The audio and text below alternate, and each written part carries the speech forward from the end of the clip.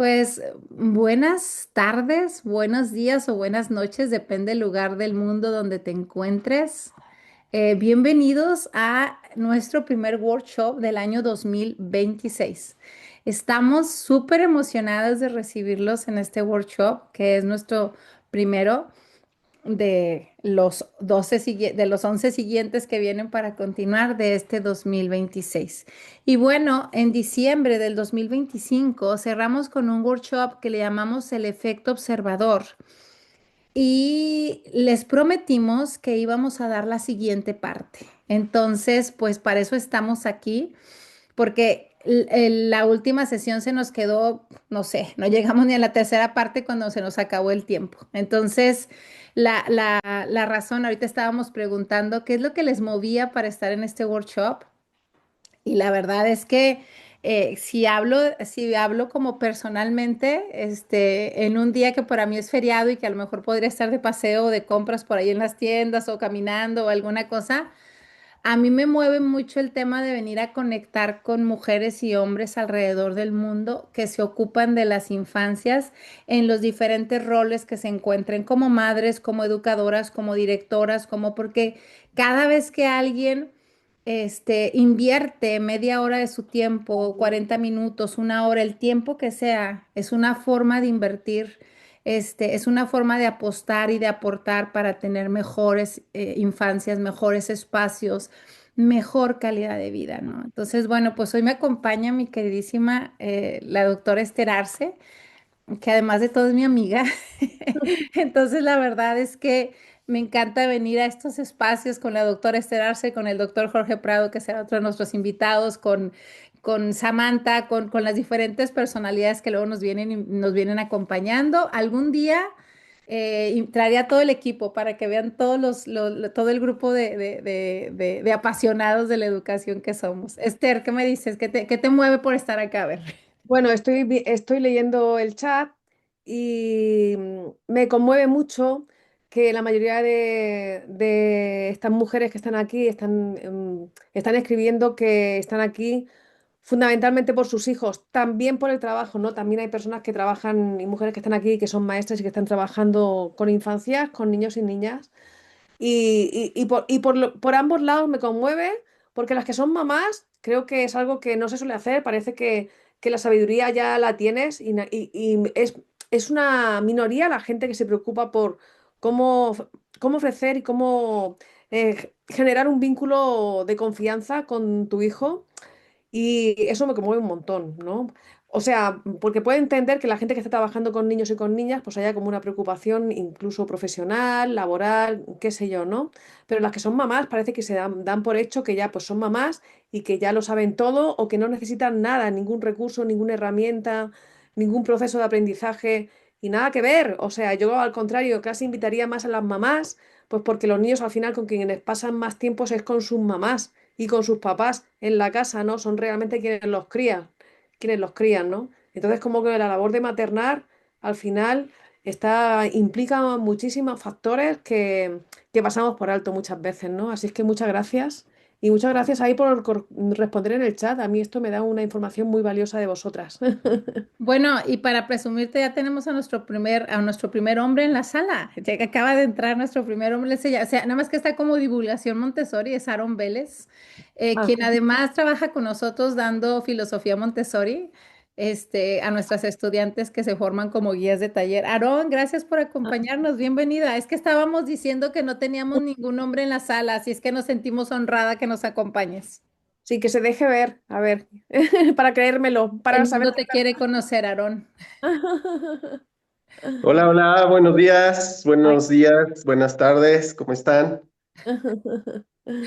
Bien contentas de tenerte en la sala, Aaron. Qué gustazo, que te hayas podido conectar y que nos puedas acompañar. Aquí está, ya lo viste, Centro de Divulgación Montessori. Déjamelo anclo para que Sí, todas lo vean un ratito y vean que sí es verdad. Aquí está nuestro guapísimo Aaron acompañándonos. es real, ¿no? No está hecho con inteligencia artificial ni nada, No, no, ¿verdad? no, es verdad, es real. Un avatar, no es un avatar, ¿no? Somos Sí, de carne y hueso y aquí estamos con muchísimo gusto. Muchísimas gracias por la invitación. La vi y dije, tengo que entrar. Digo, estamos por aquí haciendo algún trabajo casero, pero con gusto las estoy escuchando. Muchísimas gracias. Sí, qué bueno tener Gracias a mirada ti, Aaron. masculina y la energía, Bienvenido. sí, la energía masculina aquí, qué bueno. Muy bien, chicas y chicos, pues bueno, sin más preámbulos, vamos a arrancar a nuestro workshop que nos trajo el efecto observador parte 2. Y antes de empezar a compartir las diapositivas, una de las razones por las que queremos seguir profundizando en este tema es porque si sabes o conoces algo de Montessori o estás alrededor de la educación, sabrás que uno de los pilares fundamentales dentro de la filosofía Montessori es la observación científica, ¿no? Y que hay un entrenamiento especial para poder aprender a observar. Que observar no es no es ver, observar no es mirar, observar es estar en un estado de presencia, ¿no? Con el otro. Observar es estar en esa presencia, en ese momento presente, viendo lo que ocurre, viendo la manifestación de los seres humanos, tratando de no intervenir, tratando como de seguir al niño, de lo que hablaba María Montessori.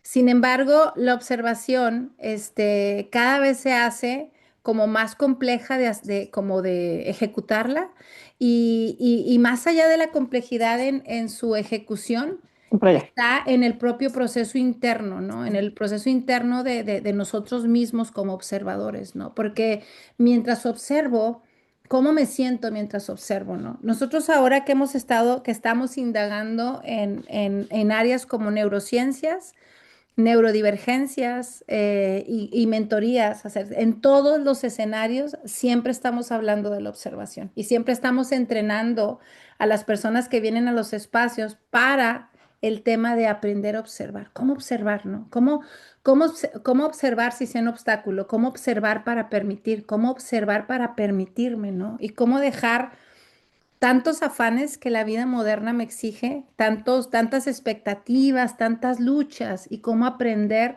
a disfrutar el momento presente, el aquí y el ahora con nuestros niñas y nuestras niñas. Y de eso te vamos a estar hablando el día de hoy.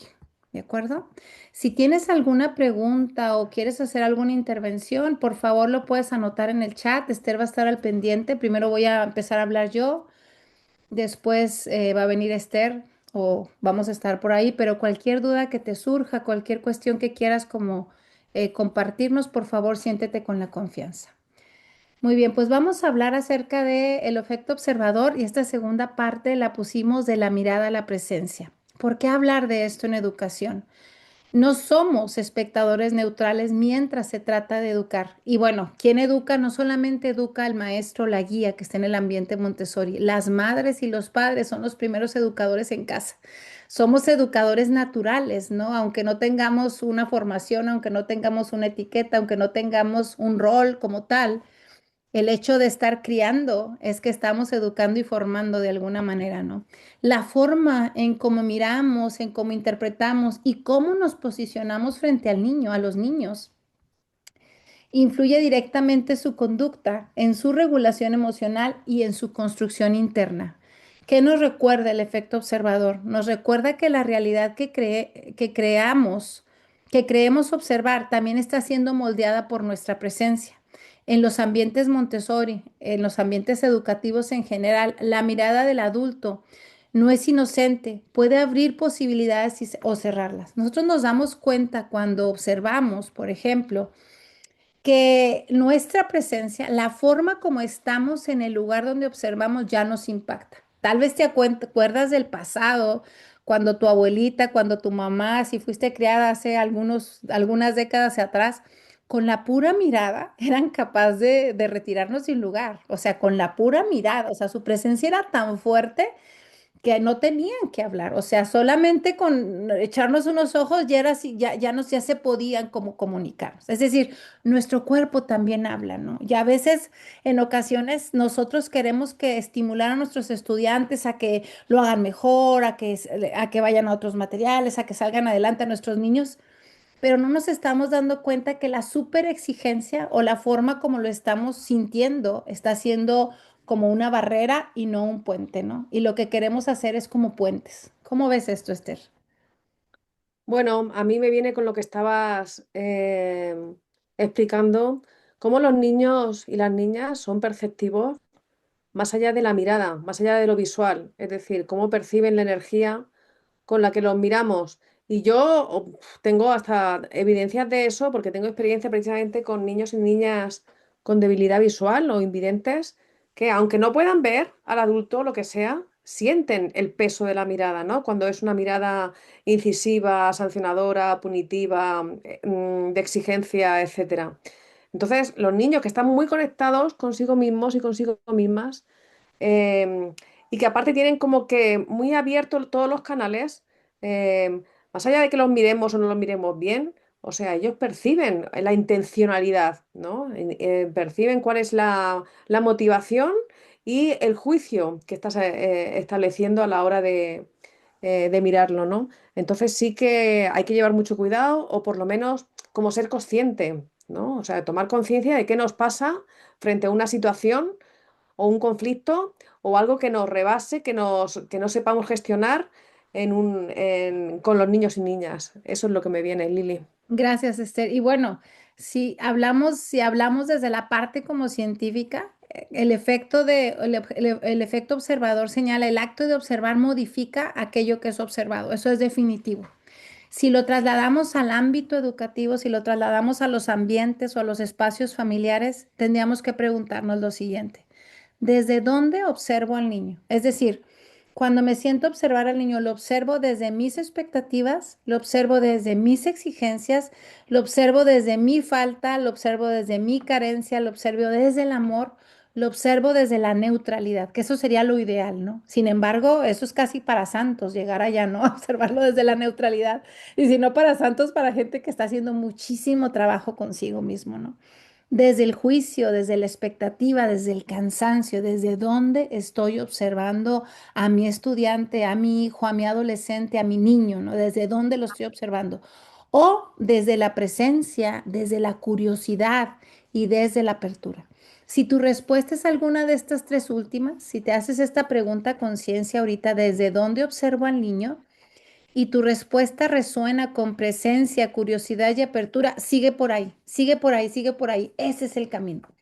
Si tus respuestas a alguna de las otras que mencioné, no te preocupes, porque si ya lo reconoces, ese es el primer punto para empezar a cambiarlo, porque creo que el primer punto es darme cuenta, hacer conciencia desde dónde me encuentro, porque en muchas ocasiones ni siquiera nos damos cuenta o nos peleamos con la idea, ¿no? Que alguien llegue y te dice, oye, es que estás siendo muy exigente, no te... No, no me parece. Así debe, ya cuando estoy bloqueado, ni siquiera dar una posibilidad, no hay manera de que te des cuenta, ¿no? La observación nunca es solo externa, es un proceso que revela tanto al niño como el adulto que observa, ¿ok? Y yo creo que eso lo vivió muy fehacientemente la doctora Montessori. Recuerda que la metodología Montessori está basada en la observación científica.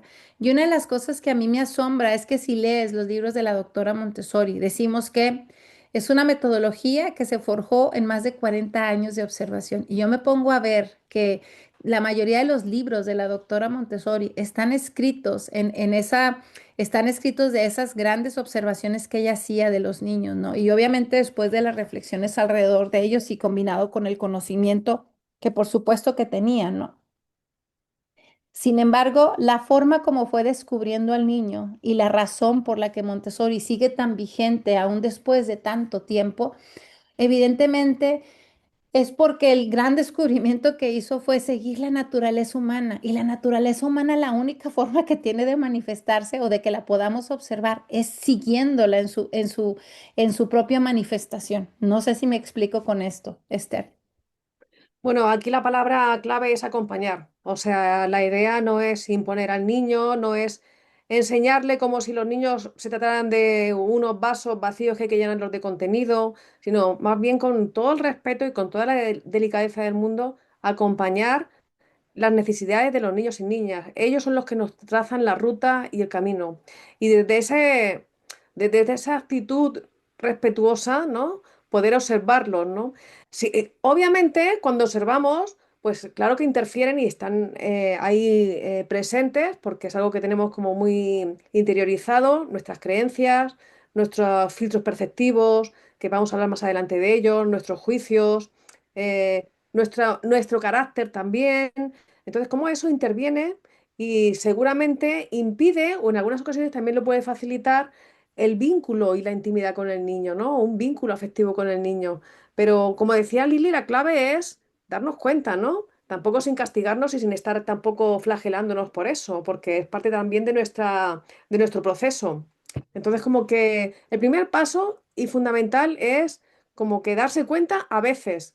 Y no, porque no siempre nos damos cuenta, además. O sea, es muy difícil porque tenemos como muy viciados ya todos nuestros canales neurológicos por toda nuestra vida, pero en ocasiones sí nos damos cuenta. Y si nos damos cuenta, entonces igual podemos decidir em, hacer y comportarnos de otra manera, ¿no? Tomar otras decisiones. No reaccionar, ¿no? No estar hiperreactivos, ¿no? Frente a una situación de conflicto, me refiero, claro, una situación difícil que no sepamos cómo gestionar.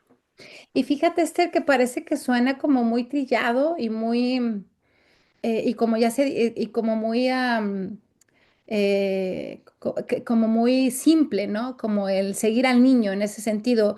Y hace un par de semanas estuve en una universidad en Colombia donde me invitaron para hablarle a los chicos que están formándose en educación.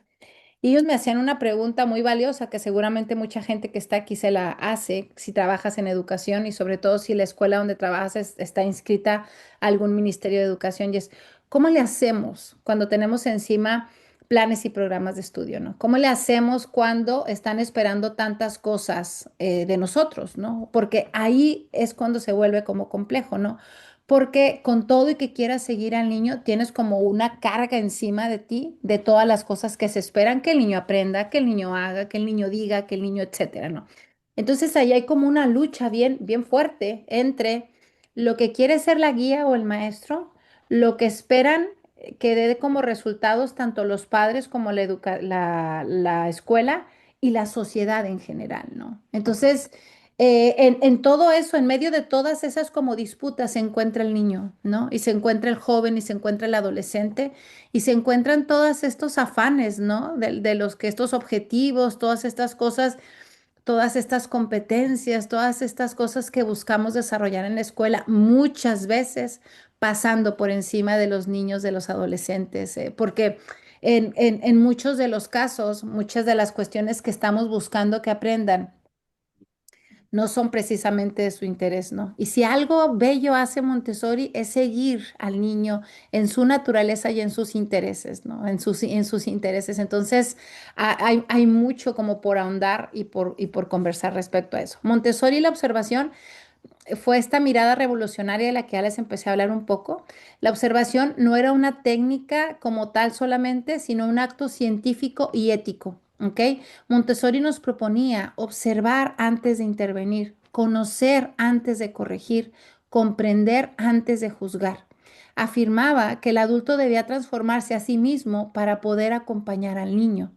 El mayor signo de éxito para una guía es poder decir, los niños ahora trabajan como si yo no existiera. Esto solo es posible cuando la mirada del adulto deja de invadir y comienza a sostener. Y a mí esta palabra de sostener me encanta, Esther, y tú la usas mucho. Sí, sí, porque yo la uso mucho porque se usa muy poco. Esa es la verdad, ¿no? Porque sostener es justamente esto con las manos. Me gusta mucho ser como muy gráfica, ¿no? Es como cuando estás en el mar y estás haciendo el muerto y el mar te sostiene. Y es algo como que de una belleza muy natural, donde no hace falta forzar nada, donde al final la vida, la naturaleza te sostiene, ¿no? Entonces eso es sostener al niño. No hace falta ser invasivo, no hace falta nada especial, es como que algo muy fluido y muy natural. ¿Me explico? Sí, sí, sí, sí. A mí esa palabra cuando la usas me encanta, ¿no? Mm, mm. De la mirada al juicio o de la mirada a la presencia, son las dos opciones que tenemos, ¿no? Por eso hablamos mucho ahora de la observación de la mirada a la presencia, ¿no? Puedo ir de la mirada a juzgar o puedo ir de la mirada a estar presente, ¿no? Porque no toda mirada observa. Las miradas reactivas, que esta es la mirada que va al juicio, la mirada reactiva etiqueta, interpreta desde la prisa, busca corregir y parte del deber ser, ¿ok? Si te identificas en una de estas cuatro, entonces te vas a dar cuenta que hay algo que tienes que empezar a cambiar. No te estoy diciendo que vas a cambiar todo y de golpe, ¿no? Te estoy diciendo que es como un proceso paulatino en el que vamos como trabajando y en el que el primer punto de partida es darme cuenta. ¿Cómo puedo etiquetar? Ya está de flojo, no quiere hacer nada, no le gusta, no le gusta ese material, es que no sé, se ha de haber dormido tarde, es que todas las suposiciones y etiquetas y juicios que están, al final de cuentas, no nos ayudan. Interpretar desde la prisa, vamos corriendo por la vida, ¿no? Corriendo, corriendo, corriendo, y en muchas ocasiones esta prisa nos hace pasar encima de ellos. Queremos corregir inmediatamente y es que esto debe ser así. No, no, no, esto no puede pasar. Esto, así no dicen los álbumes Montessori, así no dicen los manuales Montessori, ¿no? Como todo este deber ser que tenemos ya programado desde Montessori, desde la crianza, desde el lugar donde te encuentres, qué es el deber ser, qué es lo que sí debo de hacer, ¿no? ¿Qué es la mirada consciente como contrario a esto? La mirada consciente obviamente nos invita a suspender el juicio, se encarga de observar procesos, no solo conductas, procesos, no solo conductas. Escucha lo no dicho, esto es lo más importante, ¿no? Escuchar lo que no se dice, lo que se habla con el cuerpo, parte del respeto profundo al desarrollo. Y pasar de la mirada a la presencia implica un cambio interno del adulto. No podemos pasar de mirar a estar presentes si antes no ha ocurrido un cambio interno. Y esos cambios obviamente no se ven, ocurren en silencio, como ocurre el desarrollo de los niños. Esther. Mm. Yo os invitaría desde aquí a que cuando estéis frente a una situación que realmente no sepáis cómo resolver, cómo gestionar, que os dispare ciertas reacciones, etcétera, os invitaría primero como a respirar y a pararse, a detenerse, ¿no? Antes de actuar, ¿no? Porque creo que esto es fundamental como para tomar las riendas de la situación y poder mirar con una mirada más amplia, si es lo que procede, que es lo que procede siempre. Por otra parte, aparte de detenerse y ponerse a respirar y antes de reaccionar, pararse un momento, ¿no? La otra invitación es a mirar al niño como parte de un sistema, ¿no? O sea, como de un sistema familiar y que el niño finalmente lo que está expresando es una información de cómo vive fuera del colegio.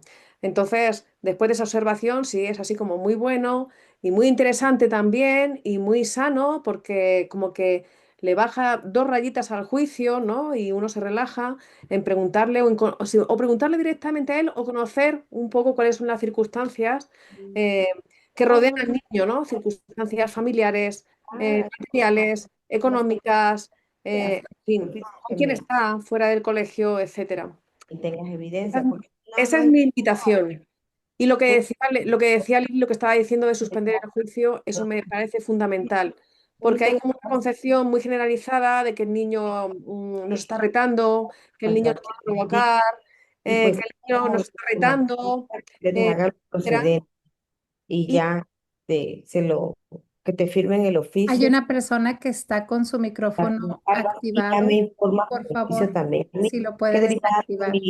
de mi orientación o de mi recomendación para acudir a las instancias no se lo tales, puede cerrar, Lili. que Ahí. atrás Estoy viendo, estoy y viendo. atrás, con el siguiente oficio y ya me das una copia de tu oficio, o sea, me anexas una copia del oficio donde te recibieron y ya con eso, mamita, ya con eso yo informo. Mm.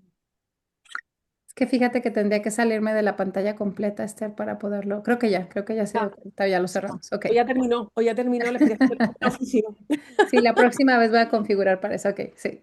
Sí, sí, sí. Nada, me Bueno, perdí. ¿Qué fue lo que último que dijiste? Perdón. sí, como que hay también así un juicio con los niños que parece que nos están haciendo, que se trata de un pulso personal, no lo tomamos de manera personal, nos ofendemos, como que hay así como una premisa, una idea de que el niño es manipulador, que nos está retando, que nos quiere provocar, cuando nada de eso es cierto. O sea, los niños no tienen, porque no están ni siquiera preparados como para toda esa estrategia maquiavélica ¿Qué que nos nosotros imaginamos? ponemos. Nosotros sí, que somos los adultos, pero ellos no. Ellos expresan una necesidad de la manera que saben. Sí, es que creo que hay una parte que tenemos como que de la que sí tenemos que hablar y que hay que partir, y es que en el pasado, cuando nuestras abuelas, no sé, depende hace cuántos años te criaron, pero si te criaron hace más de 20, 30 años, se fue heredando una forma de criar donde nos decían que si está llorando, hay que dejarlo llorar para que crezca, ¿no? Si te está no sé qué, hay que hacerle esto. Había como un recetario incluso, ¿no? De cómo criar y cómo educar a los pequeños, ¿no?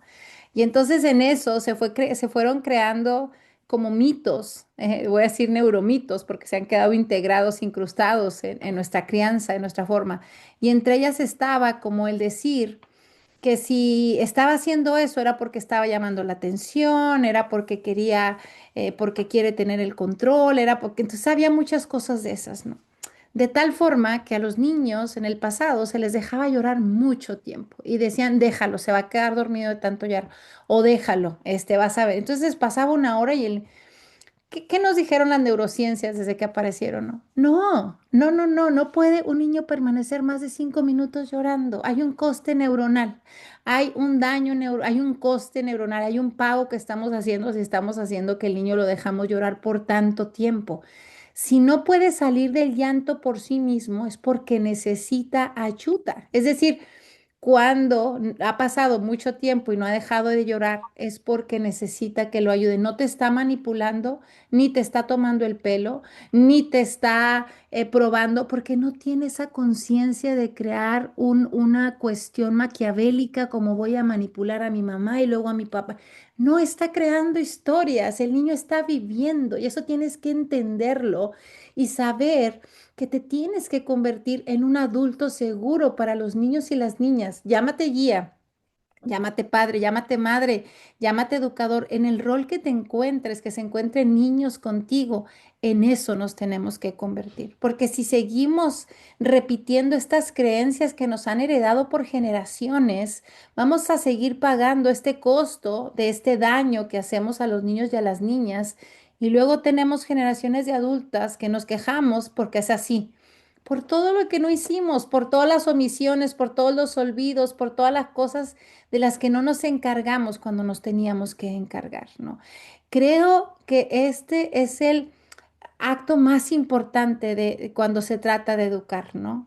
Porque si queremos personas exitosas en la vida, personas conscientes, personas equilibradas, tenemos que sostenerlos en la infancia. Si los soltamos a la deriva, si los queremos hacer adultos antes de que estén preparados, si les exigimos tanto cuando todavía lo que más necesitan son a mamá, papá, abrazos, cariño, sostén, ese sostén del que hablaba Esther, ¿no? Ese sostenerlos, pues vamos a crear generaciones de niños adultos faltos de amor, Esther. Sí, realmente filogenéticamente los niños no están diseñados, los bebés, para estar solos. Porque de todos los mamíferos, y nosotros somos mamíferos, el bebé es el mamífero más vulnerable porque todavía como que no ha concluido todo su proceso de maduración. Mucho más vulnerable que un perro o un gato recién nacido, porque un perro y un gato recién nacido a las 2 semanas ya pues empieza a caminar, al mes ya puede estar empezando a comer croquetas, es como que tiene un camino hacia la autonomía mucho más rápido. En un bebé no, ¿no? Hay como 9 meses, ¿eh? Hay 9 meses de embarazo y luego hay otros 9 meses después de nacer en el que es como un embarazo extrauterino, porque el niño tiene que estar embracilado. ¿Por qué? Porque si no, su cerebro reptiliano enseguida le da la alarma de que si está solo puede venir un depredador y puede matarlo, puede acabar con él. Y eso es lo que se le enciende al niño, ¿no? Cuando empieza a llorar. Entonces es como que la importancia de conocer el cerebro humano desde el nacimiento y darnos cuenta que si no hacemos eso, pues hay como una poda neurológica que luego, claro que se puede como que restaurar, pero cuesta muchísimo más tiempo, un proceso mucho más largo y no siempre se puede, ¿no? Entonces como que ser muy conscientes de lo que tenemos entre manos, ¿no? Lo que es una criatura humana, ¿no? Mm. Claro. María Montessori hablaba mucho del adulto preparado y el adulto preparado como la guía, como esa formación. Y una guía cuando se forma no necesitas solamente los manuales para conocer las presentaciones y dar las lecciones, ¿no? Porque cualquier persona puede tener el manual, lo puedes comprar, leer y seguir los pasos y vas a conocer la metodología de cómo dar las presentaciones. Pero un adulto preparado es un adulto que sabe observar. Es un adulto que se conoce a sí mismo, que se ha trabajado, ¿no? Que se ha echado un clavado hacia adentro y ha podido como rascarse, como mover, como moverse un poco y darse cuenta, ¿no? De quién es él, ¿no? Para antes de ponerse frente al niño, estar muy seguro cuando es una proyección personal y no estar después peleando con el niño, ¿no? Porque luego pasa que si no nos hicimos ningún trabajo interno con nosotros mismos, de repente no sabemos quién es el niño, ¿no? Porque parecen dos adultos peleando, ¿no? A mí muchas veces dentro de mi trayectoria trabajando en educación en Montessori, me ha tocado estar en roles de directora, ¿no? Y me ha tocado muchas veces escuchar a guías que vienen así con los niños bien enojadas que la salen del salón y dice, aquí lo traigo, este, aquí lo traigo para que se quede en la oficina, está insoportable, que ya no lo aguanto. Y cuando yo las escuchaba, yo pensaba dentro de mí, ¿se estará escuchando lo que me está diciendo? O sea, porque nada más está como volcando hacia afuera como todo lo que me está diciendo. No me está diciendo nada de ella, no me está diciendo, oye, yo estoy muy enojada, mira que pasó esto y he tocado estas emociones y me siento así. No, no, todo es el niño, ¿no? Y el niño se convierte en una figura, maquiavélica, ¿no? En alguien como muy difícil de gobernar, ¿no? Y de manejar. Entonces... Es bien importante que nosotros como adultos estemos preparados, Y ¿no? Pero derechita, acuérdate la postura. ¿quién es el adulto preparado? ¿Quién es el adulto preparado? Según María Montessori.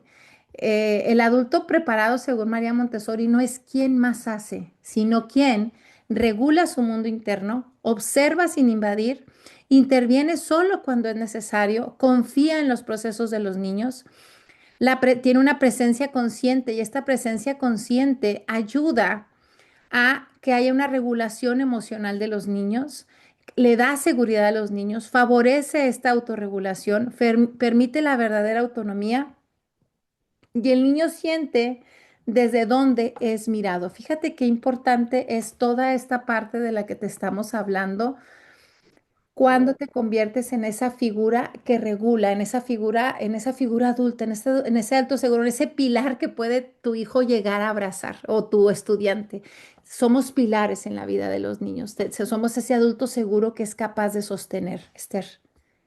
Sí, sí, sí. O sea, volviendo al ejemplo del bebé del que estábamos hablando, cuando dejamos a un bebé solo y está llore, llore y llore, lo que el niño aprende es que por mucho que pida ayuda, por mucho que esté triste, que necesite algo, no va a tener compañía, no va a venir la ayuda, no va a tener, no va a tener el amor que necesita, ¿no?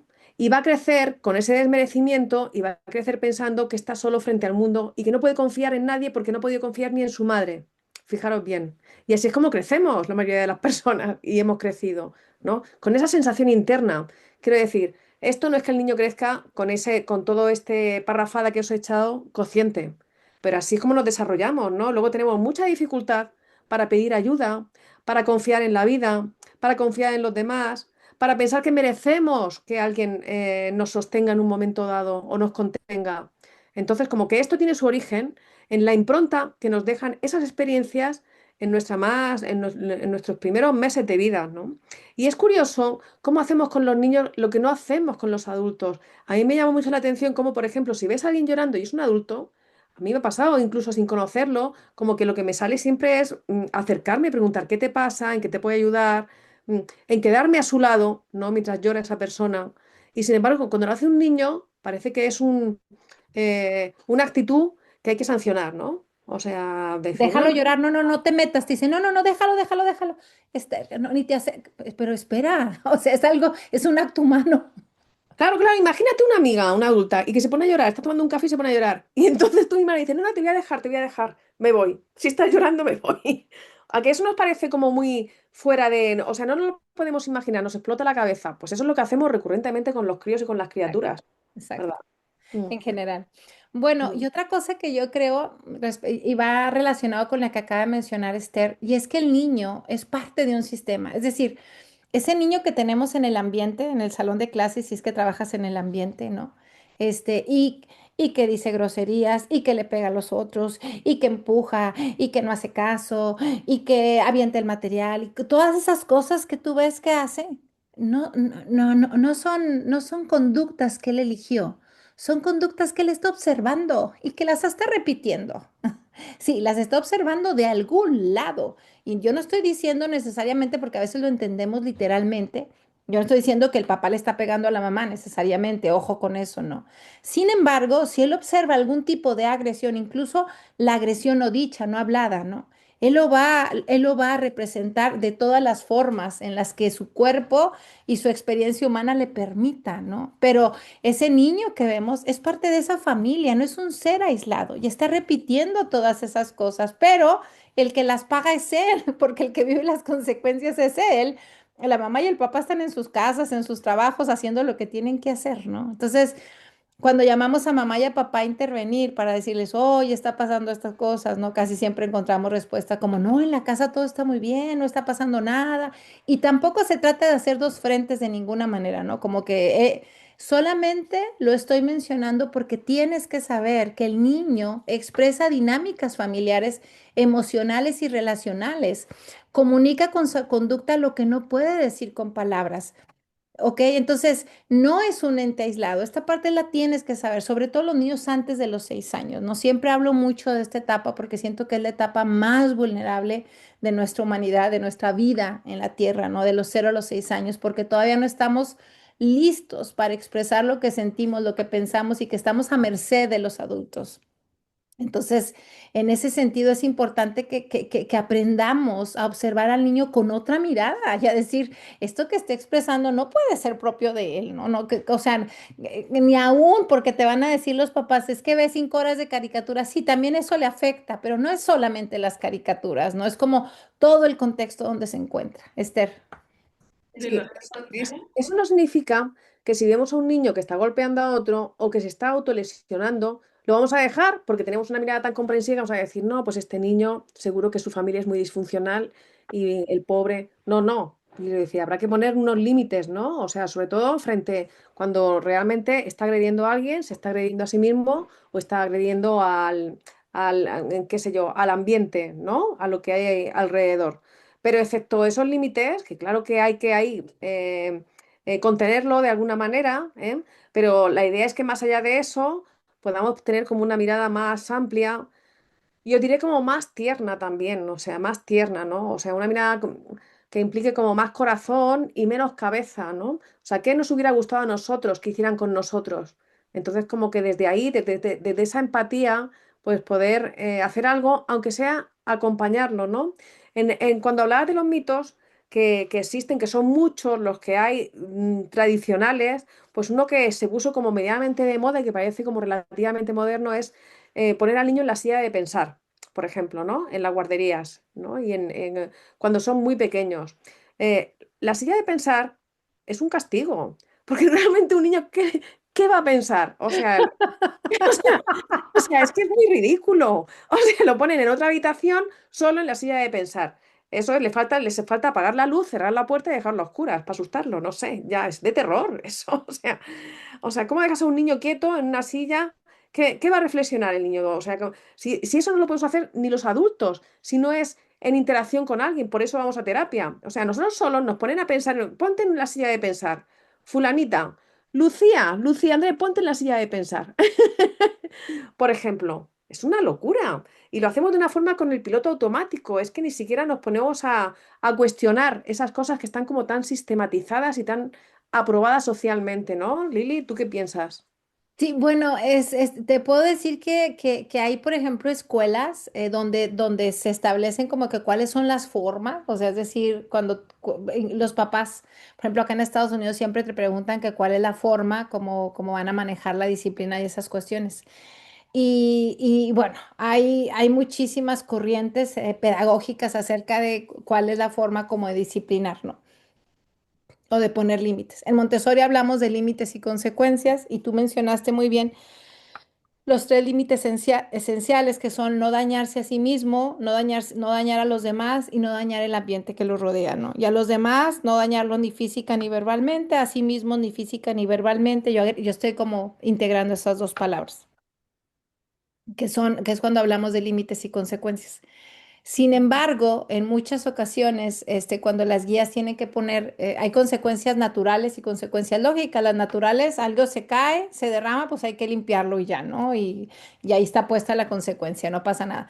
El problema es cuando tienes que aplicar consecuencias lógicas, ¿no? ¿Qué vas a hacer cuando un niño muerde a otro, y el otro no hizo nada, de la nada lo mordió, ¿no? ¿O qué vas a hacer cuando un niño le pega a otro, de la nada lo empujó y lo lastimó, ¿no? Entonces, cuando tienes que poner consecuencias lógicas, ahí se hace como todo un discurso o toda una complejidad respecto a qué tipo de consecuencias le puedo poner. Y creo que en ese sentido es que fue naciendo esa dichosa silla de pensar, ¿no? Porque fue como una respuesta de aislar al niño, ciertamente, y de esta manera, como hacerlo pensar. Pero efectivamente, un niño naturalmente por sí mismo no podría pensar. Puedes decirle, siéntate un momento a observar, que sería distinto, ¿no? Observar al grupo, o siéntate a pensar en qué material quieres trabajar, o una cosa como más puntual o más cerca, pero pensar hacia la deriva. Pues no, o sea, se va a estar riendo. Yo escuchaba guías que me han dicho, es que mira, lo tengo en la silla de pensar y volteo y se está riendo, se está burlando de mí. Yo le decía, no se está burlando de ti, es que no tiene otra cosa que hacer, ¿no? Como que en qué va a pensar, ¿no? Son como que es como muy complicado cuando se trata de cosas así, porque efectivamente, como tú lo mencionaste, si le está pegando a alguien más, obviamente no vamos a permitir que ocurra que le pegue a alguien más, ¿no? Porque estamos observando y porque está dañando a alguien más y está rompiendo como un límite muy importante, ¿no? Hacia los demás, ¿no? Sin embargo, creo que tenemos que reconstruir y reconsiderar estas formas que hemos ido validando, ¿no? Respecto a cuál es una consecuencia, ¿no? Si esa consecuencia de verdad está funcionando y de verdad tiene un propósito inteligente o tiene un propósito de construcción para el desarrollo interno de los niños, ¿no? Hablando continuando un poco con el tema de observar con presencia, porque nos podemos ir por el lado de los límites y las consecuencias, y se nos va a hacer un tema, podemos hablarlo en otro tema, ¿no? Lo vimos con las nanis cuando dimos aquel tema, ¿te acuerdas, Esther? Cuando Sí, hablamos de sí, disciplina sí, o sí, de sí. disciplina positiva que Ahí estuvimos va. hablando, ¿no? Observar con presencia implica leer al niño dentro de su sistema, comprender el contexto antes de intervenir, acompañar sin cargar al niño con etiquetas, ¿no? O sea, se lee muy padre, se lee muy simple, pero yo sé que es complicado, sé que no es fácil, lo sé porque lo vivo, porque sigo trabajando con niños y lo hago precisamente para seguir teniendo esta experiencia en el día a día de cómo es el niño de hoy, que no es el mismo de hace 10 años, sino es el mismo de hace 20 años, ¿no? Que los niños han ido cambiando porque obviamente el ambioma, el ambiente se ha ido modificando. Lo que tenemos que saber es que cuando observamos para comprender, no observo para controlar. Esta parte es importante que la tengamos muy claro. ¿Cómo hago para que cambie a qué me está mostrando este proceso? Quiero que te lleves por lo menos esta idea en este workshop, es de, en vez de que te preguntes, ¿cómo hago para que cambie? ¿Cómo hago para que mejor? Pregúntate, ¿qué me está mostrando este proceso? ¿Qué me está mostrando mi hijo? ¿Qué me está mostrando mi estudiante? ¿Qué me está mostrando mi grupo en esta situación determinada? Porque si cambias la pregunta, te van a aparecer nuevas respuestas o escenarios, ¿no? Porque si nos quedamos solamente, ¿cómo le hago para que cambie? Pues obviamente lo que tienes en tus manos para ofrecer va a ser materiales, pero materiales Montessori si estás trabajando en un ambiente Montessori o en tu casa actividades, pero no necesariamente siempre haciendo es que va a cambiar, ¿no? Esther lo decía hace un ratito, mencionaba como la parte de ser más tiernos, más amorosos, más humanos, ¿no? Como a veces, ¿cómo dices, Esther, quitarle el hierro? Sí, quitarle hierro al asunto, ¿no? Como quitarle gravedad. Ajá, ajá, ajá. De relativizar las cosas, ¿no? Verlas en perspectiva, no con esa contundencia de que es bueno, malo, blanco, negro, como si hubiera cometido un pecado mortal o hubiera asesinado a alguien, el crío. Claro, claro. Bueno, ¿qué me está mostrando? La observación consciente hace que se humanice la educación, le devuelve la dignidad al niño, nos transforma como adultos y nos convierte como en mentores a los educadores y no en controladores, ¿no? Y justamente nosotros estamos dando un curso precisamente de mentor Montessori donde estamos como haciendo abordajes respecto a esto, ¿no? Muy bien. ¿Qué tenemos que recordar? Que el verdadero cambio educativo no comienza con el niño, sino con la mirada del adulto. Cuando cambia la mirada del adulto, cambia la relación. Cuando cambia la relación, cambia toda la experiencia. Experiencia educativa, experiencia de crianza, experiencia en general, ¿no? Bueno, en este workshop pues, queremos como hacer esta invitación de volver al corazón Montessori, la observación, la presencia y el respeto profundo por la vida en desarrollo. Hemos mencionado mucho al niño entre 0 y 6 años, pero no porque esto no aplica con niños entre 6 y 12 años, sino porque el niño entre 0 y 6 años, como te comentamos, todavía está en la construcción psíquica y todavía necesita muchas ayudas de parte de nosotros los adultos. El niño más grande, entre 6 y 7 años y hacia arriba, ya tiene más construida su unidad de pensamiento, ya es capaz de expresar con todas las palabras lo que no le gusta, lo que sí le gusta, ya puede defenderse verbalmente, ¿no? Ya puede como ir y decir que esto no me parece, que esto sí me parece y todas aquellas cosas, ¿no? Sin embargo, creo que siempre nuestra mirada como observadores tiene que ir a ser esta mirada consciente de la que hablamos hace un momento en esta diapositiva, donde te dije porque dijimos que había una mirada reactiva, que es la que no queremos, ¿no? La que etiqueta, la que interpreta desde la prisa, la que busca corregir y la que parte del debe ser. Y queremos ir a esta, ¿no? A esta mirada consciente que es capaz de suspender los juicios, que observa los procesos, no solo conductas, que escucha lo no dicho, que parte del respeto profundo al desarrollo y que pasa de la mirada, eso nos va a ayudar a pasar de la mirada a la presencia, pero obviamente tiene esta implicación que es el Juan, cambio interno del ¿qué adulto. vas a hacer? Esther, ¿Quieres un plátano? a ver, es que no encuentro hay otra persona con su micrófono prendido ya. Listo. Esther, ¿quieres avanzar? Sí, sí. Bueno, la invitación sería, más allá de la observación dentro del ámbito Montessori, yo me doy cuenta que cada vez tenemos más dificultad para observar lo que pasa a nuestro alrededor, para observar el mundo. Ayer estaba paseando a mis mascotas, a mis perros, y entonces me di cuenta que por el parque hay más gente paseando perros, pero que van mirando el celular, ¿no? Mientras que pasean los perros. Entonces, como que cada vez tenemos como más dificultad de mirar a nuestro entorno sin estar mediados por el celular y hasta el punto de que por ejemplo, me reconocía una optometrista que cada vez hay más problemas optométricos y oculares porque no ponemos la mirada hacia lo lejos, o sea, no miramos de lejos, ¿no? Estamos siempre con la mirada de cerca y sin parpadear. Y el ojo no está preparado para eso, o sea, nuestros ojos están preparados para observar, ¿no? Y la observación en todos los ámbitos es muy importante. Quiero decir, no solamente en el Montessori, también se puede hacer extensivo, por ejemplo, en los encuentros terapéuticos, en las sesiones de terapia o en cualquier investigación académica que se realice, en cualquier proyecto de investigación, se hace observación, participante, no participante, etcétera. Entonces, como que entrenar en general la observación me parece que es algo como muy rico que nos implica paciencia, la- paciencia, quietud porque para observar hay que estar quieta, ¿no? No hay que estar... Y como que un poco, de alguna forma, apagar el pensamiento, ¿no? Como que estar ahí, existir, ¿no? Existir, así, sin más. Entonces, como que es parte también de, luego de poder entrenar luego la observación dentro del ámbito Montessori, ¿no? Es desarrollar la observación en general, en todos los ámbitos de nuestra vida, ¿no? Al final eso te pasa, Esther, cuando de verdad continúas practicando la observación como la propone Montessori, porque Montessori, a ser médica y científica, o sea, creo que se enfocó mucho en esa parte, ¿no? En esto, todo esto que tú mencionaste hace un momento, que puedes ir de ahí y seguir avanzando. Obviamente, si lo practicas, no es algo que puedes hacer solamente leyendo, es algo que tienes que hacer en la práctica. Mm, ujú. Sí, sí, efectivamente. Y luego como una invitación también a la humildad, es decir, como que a dejar de un lado el tener razón o la soberbia, porque lo somos, ¿no?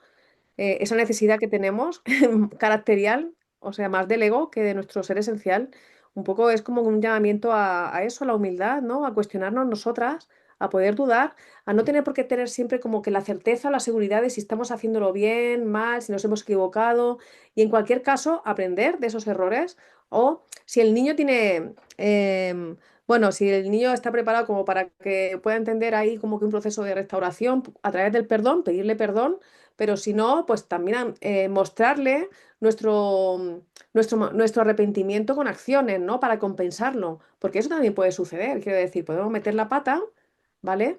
Pero eso se puede reparar, como en cualquier vínculo y en cualquier relación, porque es un vínculo el que tenemos con el niño y con la niña con la que interactuamos todos los días, ¿verdad, Lili? ¿O cómo lo Sí, ves? sí, Mm. sí. Yo creo que en otros foros lo he comentado, pero lo vuelvo a comentar hoy. Y este es como que un eslogan que tenemos en nuestros espacios de neuroeducación donde decimos sin conexión no hay aprendizaje, ¿no? Se necesita la conexión, el vínculo, para que pueda ocurrir como la magia que tiene que ver con que aprendamos, ¿no? Entonces, esto es como cuáles son los conocimientos previos o cuál es la preparación o qué es lo que necesitamos antes, ¿no? La conexión.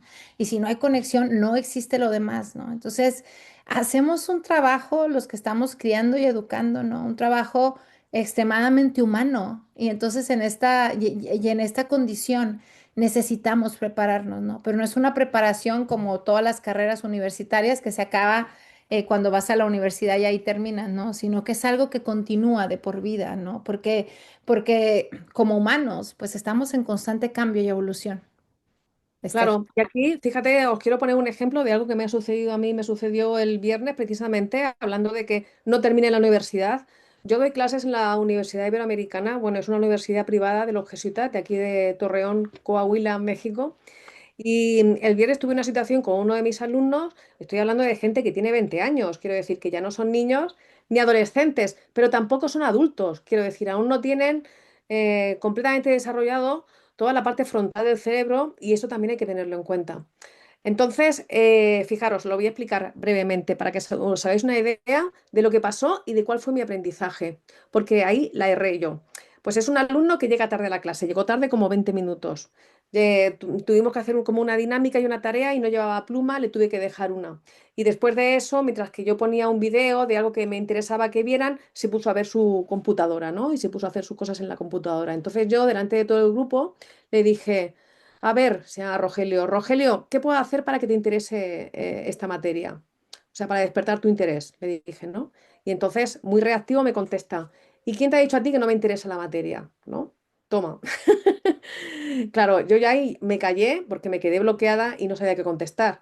Y después haciendo como un proceso ahí de reflexión, ¿no? De discernimiento también, pues me di cuenta que para empezar lo expuse frente al grupo, ¿no? Porque eso fue una exposición. Lo segundo, hice suposiciones, quiero decir que llegara tarde, no sé por qué llegó tarde, que no llevara pluma puede ser un despiste o que si yo tampoco sé por qué no llevaba pluma. Y lo que estaba haciendo en la computadora, yo no sé, igual tiene capacidad para estar haciendo cosas en la compu y a la misma vez escuchar el vídeo que yo estaba poniendo. Yo qué sé, ¿no? O sea, realmente era una suposición lo que yo estaba haciendo y una conjetura que yo saqué sin sin fundamento, ¿no? Entonces, pues ahí la erré, quiero decir. Y claro, pues su respuesta es entonces hiperreactiva, ¿no? ¿Pero por qué? Porque se sintió expuesto frente al grupo. Entonces, para mí es una oportunidad esa de darme cuenta, luego cuando llegué a mi casa me di cuenta que en realidad a mí me enojaba su actitud, yo estaba enojada en realidad. Pero para no mostrar mi enojo y mostrarme frente a ellos como muy buena gente y muy comprensiva, le dije, ¿qué puedo hacer para que tengas interés en mi materia? En lugar de decirle, cierra la compu, que estamos viendo el vídeo, por ejemplo, ¿no? Podía haberle dicho. Claro, claro. Claro, es lo que tenía que haberle dicho realmente, ¿no? Ser como mucho más asertiva y como que, ¿pero por qué? Porque estaba desconectada de mi sensación física, que realmente era de enojo. Yo estaba enojada por su actitud realmente, ¿no? Y me estaba como perturbando en la clase. Entonces, para que os deis cuenta que, bueno, ¿qué me toca hacer ahora? Pues me toca disculparme frente a él y decirle la verdad, que creo que se lo merece y creo que eso puede reparar porque fue el primer día de clase que tuvimos y el vínculo se truncó completamente desde ahí, ¿no? Como podéis imaginar. Me explico. Entonces, por eso es un proceso que no termina nunca, ¿no? Ni siquiera en la edad adulta, ¿vale? Yo lo quería poner como ejemplo porque me parece que es un ejercicio luego de reflexión el que hay que hacer y de darte cuenta de qué te pasa a ti con la actitud de los otros. ¿Qué es lo que te pasa a ti con eso, ¿no? Que no puedes ahí sostener, como dice Lili, ¿no? Claro, y también pasa mucho cuando trabajamos con niños en un ambiente Montessori y también cuando criamos a nuestros hijos en casa, que va a haber uno o dos niños con los que mayor problema vamos a tener de relación, de que sigan las indicaciones, va a haber uno o dos, ¿no? No vamos a abordar a profundidad porque están ese uno y dos ahí, ¿no? Pero sí te puedo decir que este niño, esa niña, esos niños vienen a enseñarnos algo, vienen a mostrarnos algo importante. Entonces, ¿qué tenemos que hacer? Obviamente cambiar la mirada, que es complicado y no lo haces al instante ni en el momento, ¿no? Quizá después te vas y reflexionas en la casa. Yo siempre le digo a las chicas es, si te vas a la casa pensando en eso y te sientes mal, es porque tienes que regresar ahí, trabajarle tantito y volver a reparar, a resanar, a resarcir, a trabajar, ¿no? Y el hecho de volver a venir, oye, lo siento mucho por lo que pasó el otro día, ¿no? Esto que dije no debí de haberlo dicho, esto que te pedí que hicieras no estuvo muy bien, lo que tengas que decir, ¿no? Pero, o sea, a mí me gusta escuchar estos ejemplos y hablar de estos que son, que obviamente estamos hablando de niños, de adolescentes, porque todavía es un adolescente el chico de 20 años, y voy a volver al niño de 0 a 6 años. El niño de 0 a 6 años no tiene la oportunidad de contestarte como le contestaron a Esther o de decirte, este, o cualquier otra cosa, ¿no? O sea, va a estar de por medio su cuerpo y su emoción. Y a veces estamos ahí hostigando, insistiendo, insistiendo, insistiendo, y no damos como mucha oportunidad ni siquiera nosotros echarnos dos pasos para atrás, respirar y poder observar. Que esta es una de las estrategias que Esther te mencionó hoy cuando empezamos, ¿no? Salirnos tantito de la experiencia, ¿no? Como darnos dos pasos hacia atrás es como decir, irte tantito hacia atrás para poder respirar y verla de otra manera. Y porque si sigues allá adentro, probablemente no vas a poder ver con claridad qué es lo que tienes que hacer, Esther. Sí, sí, y te vas a enganchar. O sea, y al final va a ser como un pulso de poder, ¿no? De quién tiene la autoridad, ¿no? Porque es lo que hemos vivido de pequeños, ¿no? Que al final como que hay así también como muy interiorizado todavía eso de que la letra con sangre entra. Y de alguna manera es lo que luego reproducimos nosotras como adultos, ¿eh? Aunque no queramos. Aquí lo tienes, dice, en ocasiones cuando algo no, nos pone en contacto con nuestros traumas. Claro, podemos perder los papeles y gritamos o castigamos a los alumnos y nos arrepentimos luego porque nos hacen perder el control, ¿no? Y nuestra reacción emocional nos secuestra. Por eso decía que es importante como hacer un ejercicio también de humildad, ¿no?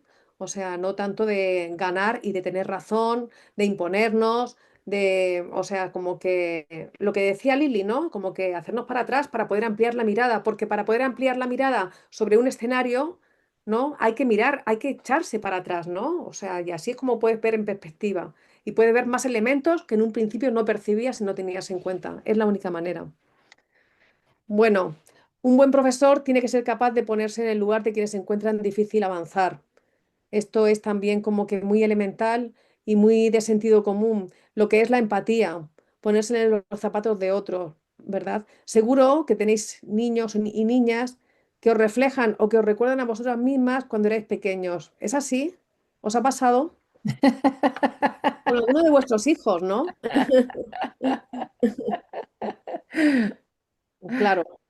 Entonces, como que tomar conciencia de que cuando algo nos molesta en exceso es de forma desproporcionada, cuando eso nos secuestra, tiene algo que ver con nuestra propia historia, con nuestro carácter, con nuestros traumas, con lo que no tenemos resuelto de nosotros mismos, con lo que proyectamos en el alumno.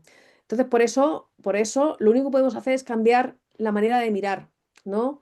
Cambiar la percepción y encontrar estrategias para ayudarlo.